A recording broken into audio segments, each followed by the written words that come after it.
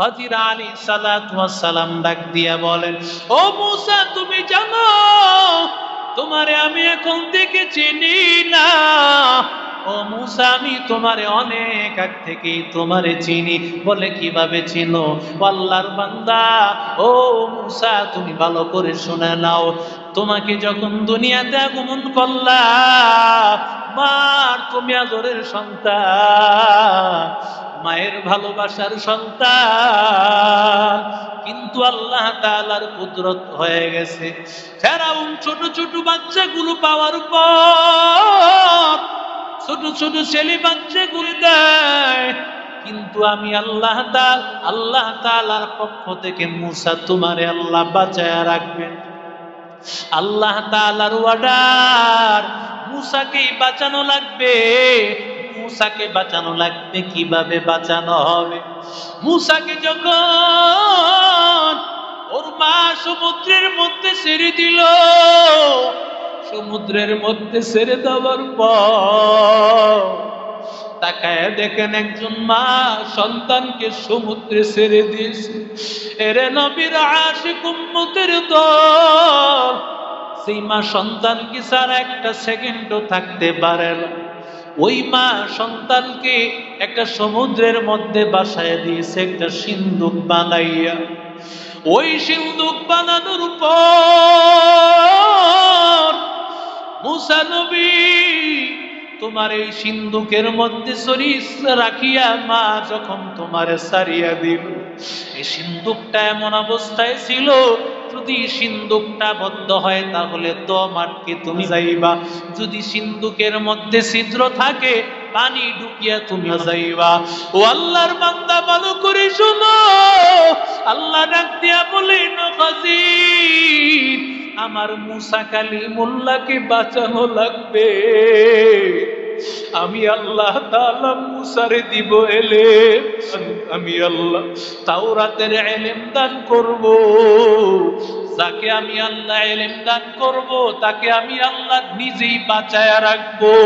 ও আল্লাহর বান্দা, আল্লাহ ডাক দিয়া বলেন ও খজির তাড়াতাড়ি যাও রে খজির, আমার মূসাকে তাড়াতাড়ি গিয়ে হেফাজত করো, কুদরতি কোলে টানিয়া নাও, কারণ খজিরকে টানিয়া নিয়ে যাইতে হবে।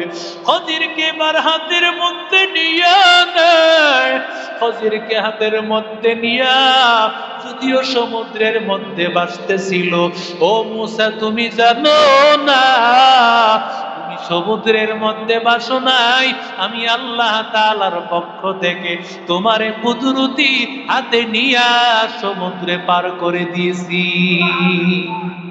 এক আল্লাহর বান্দা, অনেক বড় আল্লাহ ওয়ালা, ছাত্র অবস্থায় কত আশা আমি হাফেজ হব, আলেম হব, কিন্তু দুনিয়া বড় নিষ্ঠুর, দুনিয়া থাকার জায়গা না, দুনিয়া থেকে বিদায় হয়ে চলে যাওয়া লাগবে। আমি জানি না বান্দা, হয়তোবা দুনিয়ার জমিন আমার জন্য সংকীর্ণ হয়ে আছে। এই দুনিয়া আমার আপন ঘর না, আপন ঘর হলো আমার জান্নাতের ঘর। কথা বলেন ঠিক না বেঠিক? ইউসা ইবনে নুন বলেন আমার চিন্তা করার কোনো দরকার নাই, কারণ আমার বাবাই বলেছে আমি আমার জীবনটা আপনার রাস্তায়, আমি আপনার সাথে ইলমে দ্বীন শিক্ষা করতে করতে আমি দিয়া দিব। সারা জীবন আমি কোরআন পড়তে পড়তে আমি মরে যাব, আমি ইলমে দ্বীন পড়তে পড়তে মরে যাব, মরণ তো একদিন হবেই। ঠিক না বেঠিক? জোরে বলেন।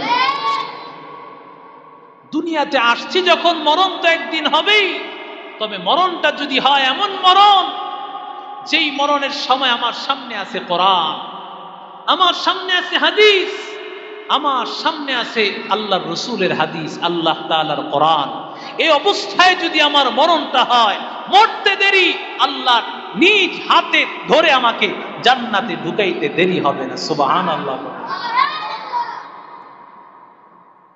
মূসা আলাইহিস সালাতু ওয়াস সালাম ডাক দিয়া বলেন লা আফরাউ হাত্তা আবলুগা মাজমাআল বাহরাইন আও আমদিয়া হুকুবা। আমরা যুগের পর যুগ চলতে হবে অথবা 80 বছর পর্যন্ত চলতে হবে, তবে তোমার একটা কাজ করতে হবে, 24 কেজি ওজনের একটা মাছ কিনবা। কয় কেজি? জোরে কন। মুসা আলাইহিস সালাতু ওয়াস সালাম বলেন, এবার এটা রান্না করে নিয়ে রওনা করছে। এখনকার মতো তো ঝুরি ছিল না, এমন প্যাকেটিং এর ব্যবস্থা ছিল না। মুসা নবীর কাছে যে এই মাছটা নিয়েছে, এই মাছটা একটা পাতার মধ্যে পেঁচায়া, হাদিস শরীফে বুখারী শরীফের মধ্যে শব্দ আসছে মিকদাল, ঝুরির মধ্যে এই মাছটা নিয়ে নিছে। মুসা আলাইহিস সালাতু ওয়াস সালাম এবং তার সঙ্গী ইউশা ইবনে নুন দুইজনই রওনা করছেন। একদিকে মুসা নবী, আরেকদিকে ছাত্র। ওস্তাদও কষ্ট করে, ছাত্রও কষ্ট করে, ঠিক না বেঠিক? জোরে বলেন। তোমাদেরকে যখন পড়ায়, ওস্তাদরা শুয়া শুয়া পড়াইতে পারে না, বরং তোমাদের যতটুকু কষ্ট তার চাইতে 1000 কোটি গুণ বেশি কষ্ট ওস্তাদের, ঠিক কিনা? জোরে বলেন। তাহলে কেন? ওস্তাদ বারবার তোমাকে সতর্ক করতে হয়, বাবা পড়ো, তোমার পড়া নিতে হয়, তোমার প্রতি খেয়াল রাখতে হয়। একটা মানুষ 2টা 3টা সন্তানের দায়িত্ব নিতে পারে না, অথচ শত ছাত্রের দায়িত্ব নিতে হয় একজন উস্তাদের, ঠিক কিনা? জোরে বলেন। একজন উস্তাদ, এজন্যই জান্নাতে যাবেন। এই উস্তাদকে যারা শ্রদ্ধা করবে, যেই ছাত্র শ্রদ্ধা করবে সেই ছাত্র জান্নাতি, সেই ছাত্র দামি। যেই গার্ডিয়ান, যেই সাধারণ মানুষ, দুনিয়ার সাধারণ মানুষ, ওই উস্তাদকে যারা শ্রদ্ধা করবে তারাও জান্নাতি। সুবহানাল্লাহ। মুসা আলাইহিস সালাতু ওয়াস সালাম ছাত্রকে নিয়ে যাচ্ছেন, যাইতে যাইতে সাগরের পার দিয়া যাচ্ছেন। সাগরের পারে তো অনেক গরম থাকে না? গরম থাকে না? ঠান্ডা বাতাস। কি বাতাস? ঠান্ডা বাতাস। সাগরের পারের ঠান্ডা বাতাস পায়া মুসা নবী এবং ইউশা ইবনে নুন দুইজনে হাঁটতে হাঁটতে ক্লান্ত হয়ে গেছে। দেখে সুন্দর একটা পাথর দেখা যায়। এই পাথরের পাশে হযরত মুসা নবী বলেন, আমার শরীরটা একটু ক্লান্ত হয়ে গেছে, বাতাস পায়া ঘুম ঘুম ভাব, তো আমি বললাম এখানে একটু ঘুমায়া যাই। শুয়া পড়লেন হযরত মুসা নবী, কিন্তু ইউশা ইবনে নুন সে ঘুমায় না। মুসা আলাইহিস সালাতু ওয়াস সালাম ঘুমায়া গেছেন, ইউশা ইবনে নুন তাকায় আছেন।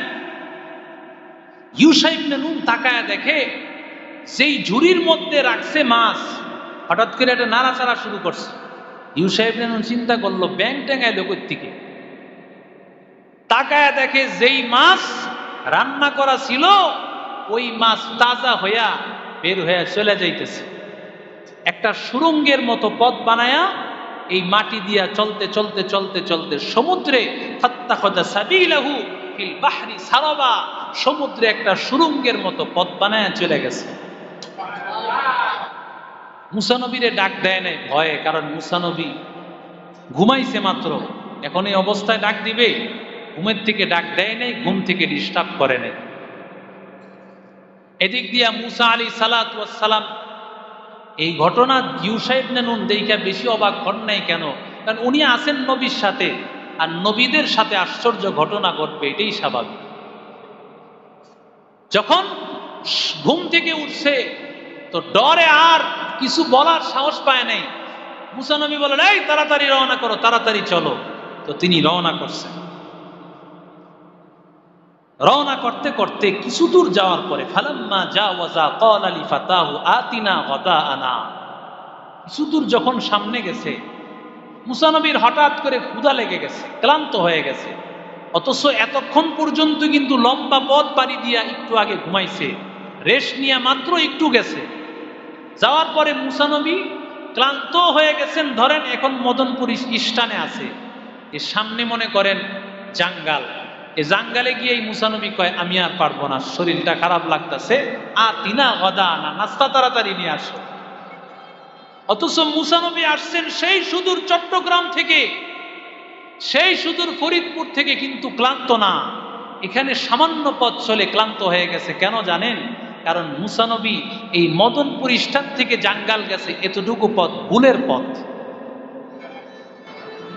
মুসা নবী যেখানে থামছেন প্রথমে এটাই হলো তার আসল পথ। এখানেই তিনি আল্লাহ তাআলা যাকে সন্ধানের কথা পাঠাইছেন, যার কাছে যাবেন ওখানেই তিনি পাবেন। ভুল পথে মানুষ চললে অল্পতেই ক্লান্ত হয়, ঠিক না বেঠিক? জোরে বলেন। মানুষ যখন ভুল পথে চলতে থাকে তখন সে শান্তি পায় না, অথচ মানুষ যখন ভালো পথে চলতে থাকে, বছরের পর বছর, যুগের পর যুগ মানুষ চলতে থাকে, কোনো ক্লান্তি ভাব নাই, মনে হয় যেন ভালোই লাগতে থাকে, ঠিক না বেঠিক? জোরে বলেন। মুসা নবী যখন নাস্তা চাইলেন, এমন সময় মুসা আলাইহিস সালাতু ওয়াস সালাম একটু আগে যেখানে সফর করছেন ওখানেও একটু নাস্তা তাকে দিছেন। তো মাত্র জাঙ্গাল গেছে, এখানে ক্ষুধা লাগারও কথা না, ক্লান্তি লাগারও কথা না। যখনই নাস্তার কথা বলছে, হায় হায়, তো আসল ঘটনা মনে পড়ে গেছে। ইয়া আল্লাহ, আমি তো আপনাকে বলতে মনে নাই, আমরা যেখানে ঘুমাইছিলাম ওখানে তো বিশাল এক ঘটনা ঘটে গেছে। কি হইছে? তো সেখানে তো মাছটা তাজা হইয়া একটা সুরঙ্গের মতো পথ বানায় চলে গেছে। মুসা নবী কয়, তুমি করছোটা কি? সব তো তুমি শেষ করে ফেলছো। মুসা নবী আসলে তাকে এই কথা বলতে মনে নাই যে তুমি যেখানে দেখবা মাছটা তাজা হয়ে চলে যাচ্ছে সেখানে তুমি আমাকে বলবা, ওটাই আমাদের স্থান, ওখানে আমাদের সফর বিরতি করতে হবে। আল্লাহ ভুলাইয়া দিচ্ছেন। মুসা নবীকে ভুলাইছেন কে? আল্লাহ ভুলাইয়া দিচ্ছেন। মুসা আলাইহিস সালাতু ওয়াস সালাম বলেন, তাড়াতাড়ি আমাদের যেতে হবে ওই জায়গায় যে জায়গায় আমরা প্রথমে গিয়েছিলাম। এরে নবীর আশিক উম্মতের দল, মুসা আলাইহিস সালাতু ওয়াস সালাম বলেন, ওটা আমাদের জায়গা। যালিকা মা কুন্না নাবগি ফারতাদ্দা আলা আসারিহিমা কসাস।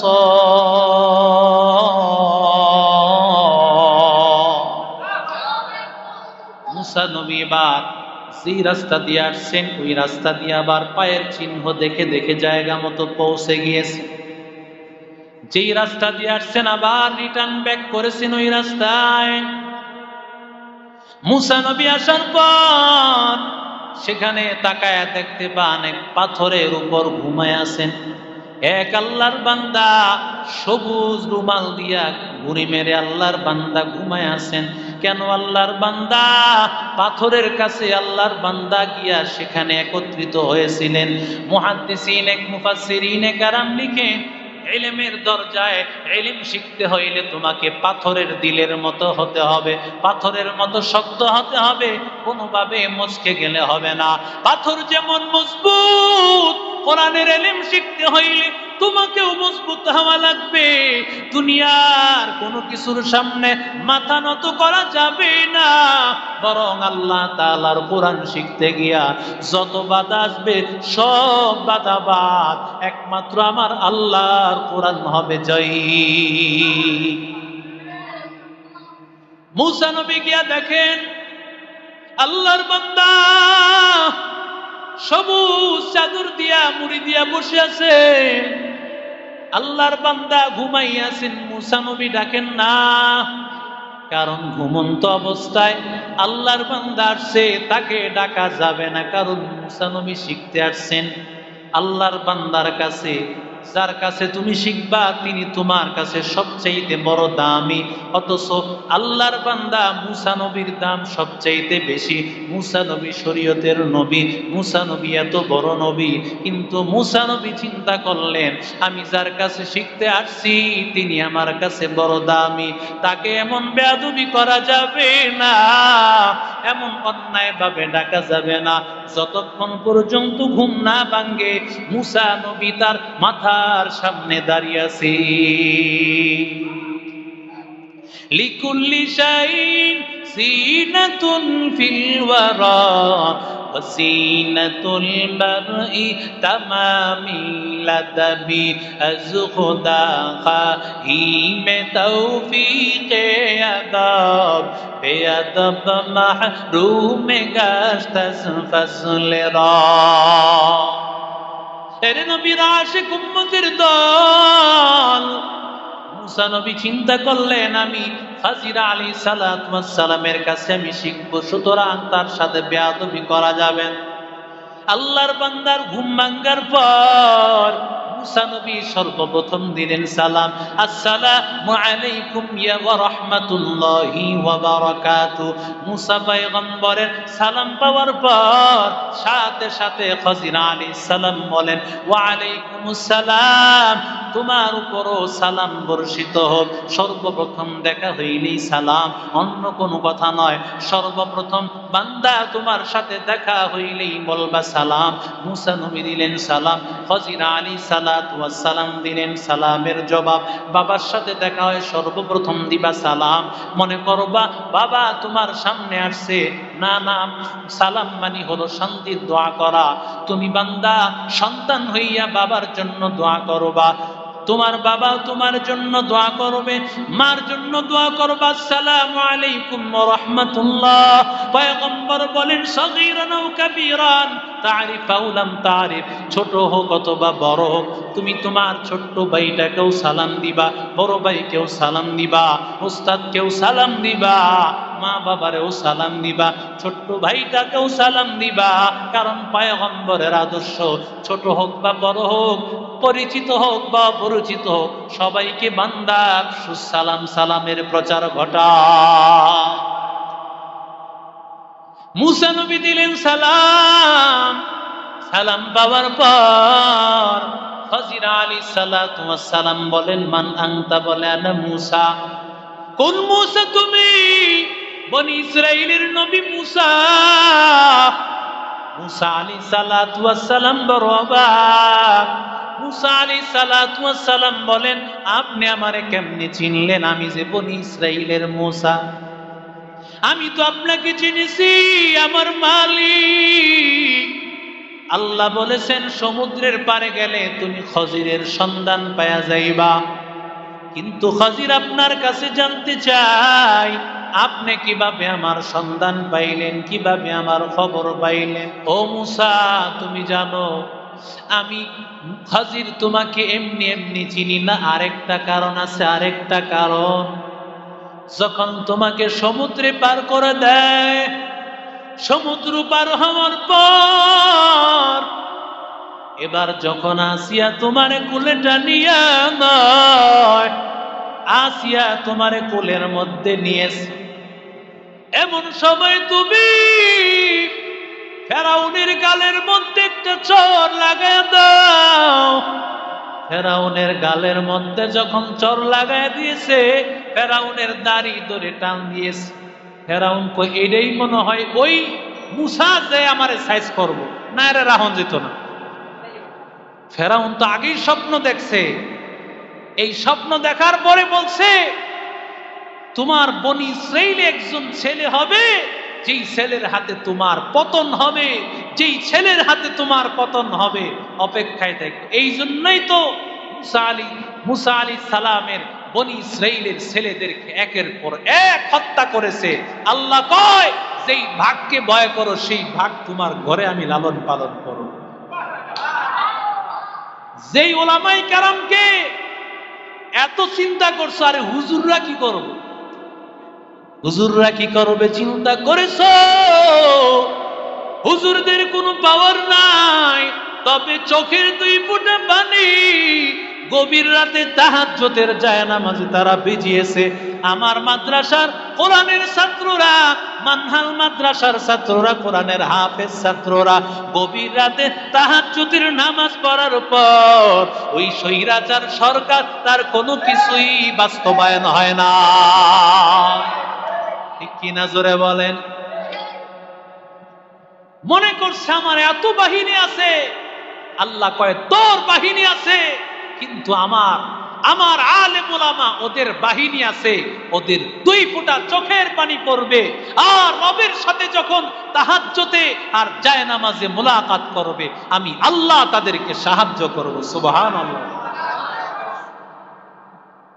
মুসা নবীরে কোলে নেওয়ার পর মুসা নবী যখন ফেরাউনের গালের মধ্যে চর লাগায় দেয়, ফেরাউন কয়, এটাই তো আমারে সাইজ করবো রে, এখনই মেরা ফেল। আসিয়া কয় তোমার মাথা কি নষ্ট হয়েছে? এই ছোট্ট একটা বাচ্চা কি তোমারে মারতে পারবে? কয় না না, আমারে বুঝায়ও না। এটার ভাবসাব বেশি ভালো লাগে না। মুসা আলাইহিস সালাম রে মারার জন্য তরবারিটা নিছে, কল্লা আলগা করে লেব।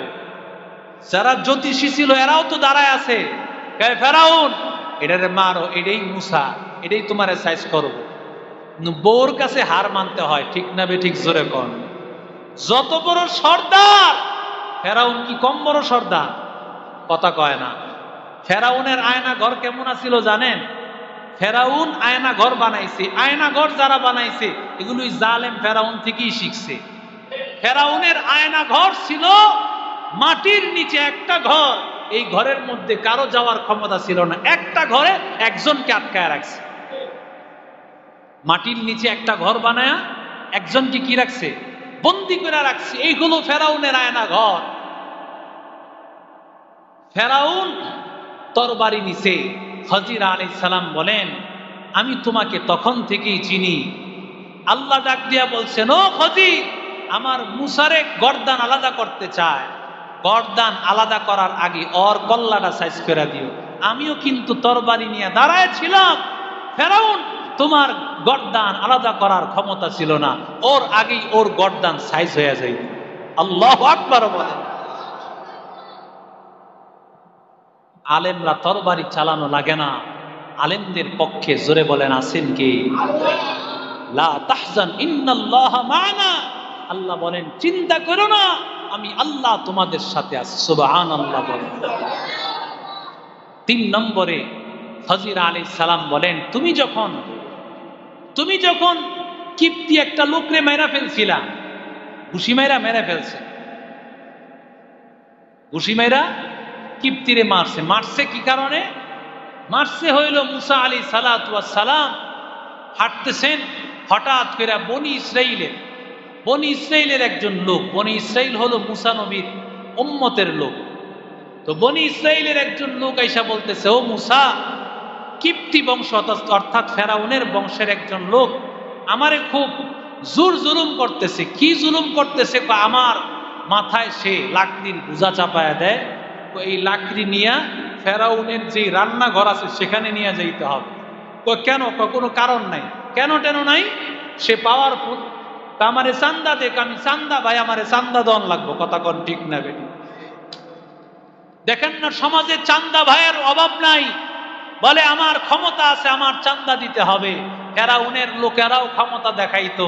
যেমন বর্তমান সমাজেও দেখা যায় বিভিন্ন দলের লেবাস লাগায়া তারা ক্ষমতার দাপট দেখাইতে চায়, ঠিক না বে ঠিক? জোরে বলে।